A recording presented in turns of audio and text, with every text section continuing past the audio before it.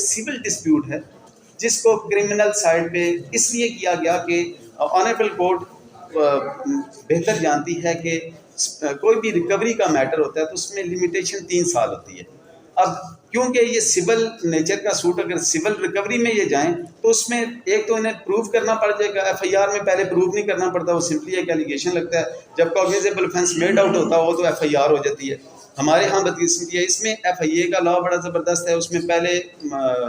Inquiry کی جاتی ہے اس کے بعد ہوتا ہے. لیکن یہاں پہ جب کاگنیزیبل آفینس میڈ آؤٹ ہوتا ہے تو پی پی سی میں، سی آر پی سی میں ایسی کوئی پروویژن موجود نہیں کہ پہلے اس کی انکوائری کی جائے. تو اس میں پہلے ایف آئی آر درج ہو جاتی ہے، اس کے بعد پہلے پروسیکیوشن کو کیس ثابت کرنا پڑتا ہے، اور وہ ثابت ہو جائے تب جا کے کہیں بالکل آخری سٹیج پہ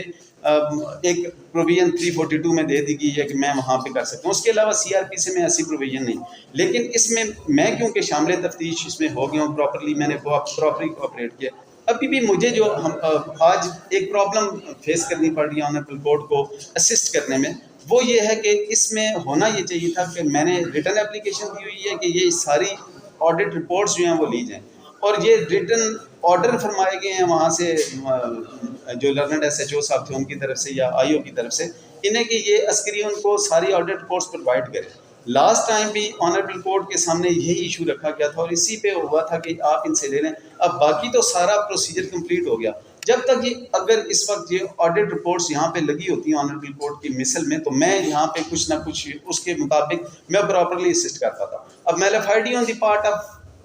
کمپلیننٹ یہ ہے کہ آڈٹ رپورٹ وہ کیوں نہیں دے رہے، کہ وہ اگر دیں گے آڈٹ رپورٹ تو اس سے تو بالکل کلیئر ہو جائے گا، ان دی فیس سے فٹ پتہ چل جائے گا جی کہ وہ یہ اسی طرح ہے اور اس میں کوئی کسی قسم کا نہیں پائے گا. اب اس میں میری ہمبل سبمیشن یہ ہے کہ کرمنل لا میں